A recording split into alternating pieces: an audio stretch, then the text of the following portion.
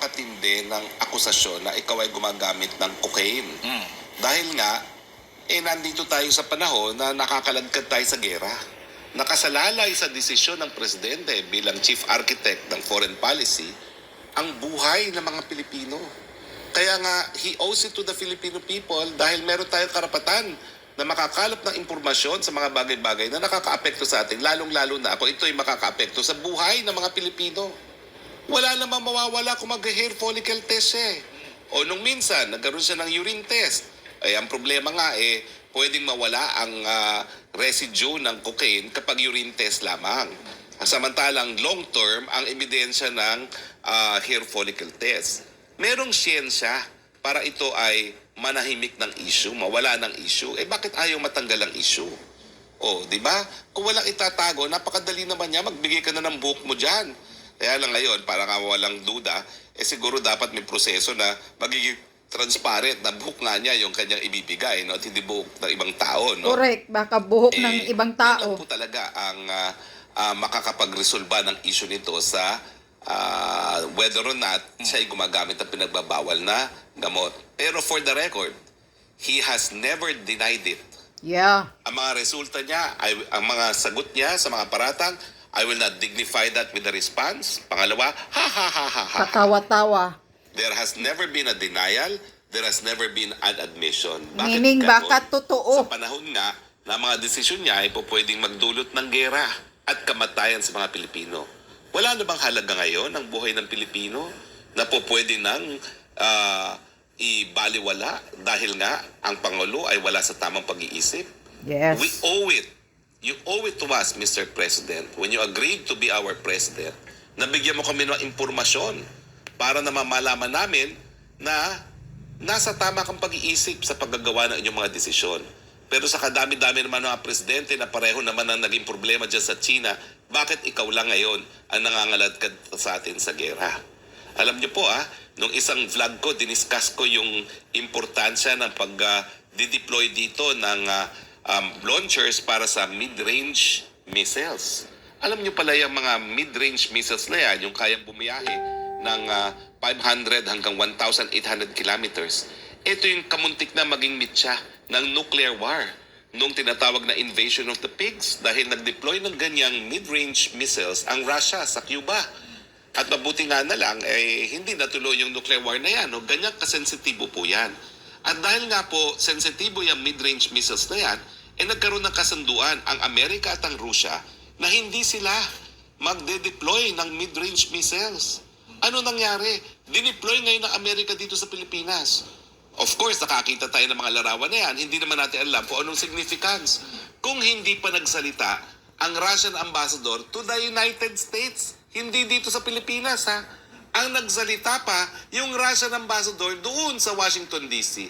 At sinabi niya na ito'y banta sa stabilidad ng buong daigdig dahil nga nagkaroon na ng minsan ng tratado na hindi na sila magde-deploy ng ganyan dahil banta sa seguridad ng isa't isa ng Amerika at ng Russia.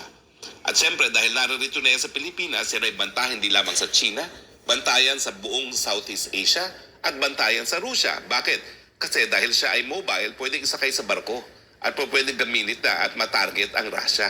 Kasi yan nga po yung importansya ng mid-range missiles, no? So tingin ko, kaya naman hindi ganun ka-importante o hindi ganun kalaking banta ang intercontinental missiles, malayo ang babiyahihin. At kapag malayo binabiyahe, pwede mo talaga matarget at hindi dumating doon sa kanyang target. Pero itong mid-range, hindi siya ganun kalayo na makakarating ka agad. Siguro oras lang yan o less than oras yan kung ang target ay Xiamen at saka Guangdong galing dito sa Pilipinas, sa Lawag, no? Kaya nga po pag nagkagera, ang una-unang titirahin ng ating mga kalaban o kalaban ng Estados Unidos dahil pinayagan nilang gamitin ang ating teritoryo rito, kung nasaan yung mga missile launchers na yan. At ngayon po nasa Lawag. So mga taga-Lawag, kayo po ay nasa indulto dahil habang narariyan yung missile launcher na yan, yan po ang unang-unang tatargetin ng China kapag nagkaroon po ng putukan.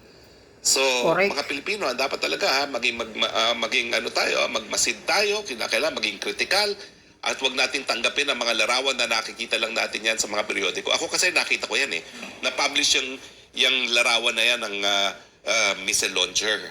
Tapos ang sabi ko, well, syempre, nandyan mga Amerikano, gagamit sila niyan. Pero hindi ko alam kung gaano ka-controversial pala yung mid-range missiles. Nakamuntik na minsan naging mitsa, halos natuloy na ang nuclear war dahil dyan sa mga mid-range missiles. Yan po yung larawan ng missile launcher na kontrobersyal na naging mitsa ng kamuntik ng Third World War at kamuntik ng First Nuclear Warfare sa panig po ng Amerika at ng Russia doon po sa Cuba noong dekada 60. Attorney, bakit kailangan natin ng ganyan? Bakit kailangan turuan kung wala naman tayong ganyan? Well, una-una, hindi natin kontrolado yan, ha? Hindi yan ibibigay sa Pilipinas.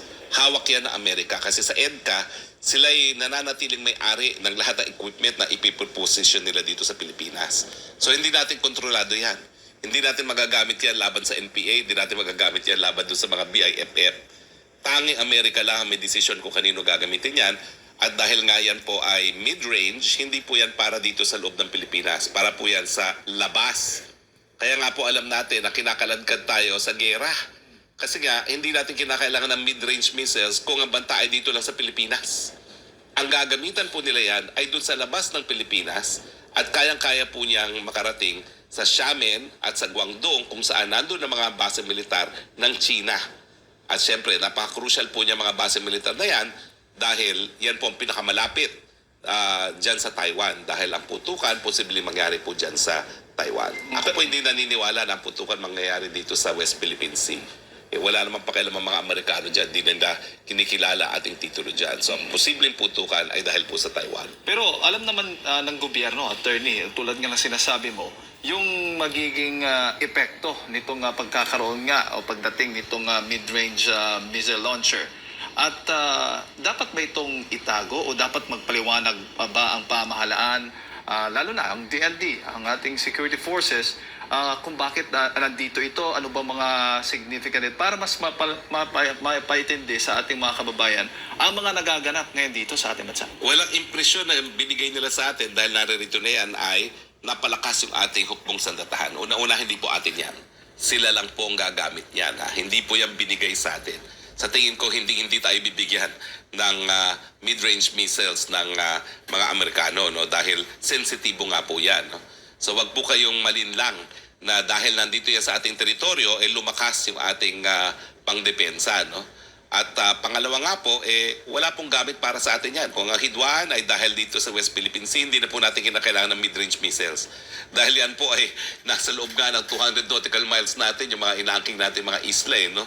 So hindi na natin kinakailangan ng 500 to 1,800 kilometers na missiles. No? Kailangan lang natin, ordinaryo siguro. No? So malinaw po yan, hindi yan para sa atin gamitin.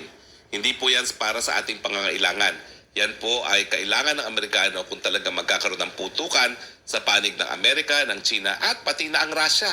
Kasi ang Russia naging mas maingay kaysa sa China nung ito'y dideploy sa Pilipinas. Kasi nga, nagkaroon sila ng kasunduan na pinagbabawal na yan pero umalis po sa kasunduan ng Amerika yung dekada 90. Kaya ngayon, inaasahan natin na baka magkaroon nga ng regional arms race. Kasi alam mo, banta rin yan sa ASEAN.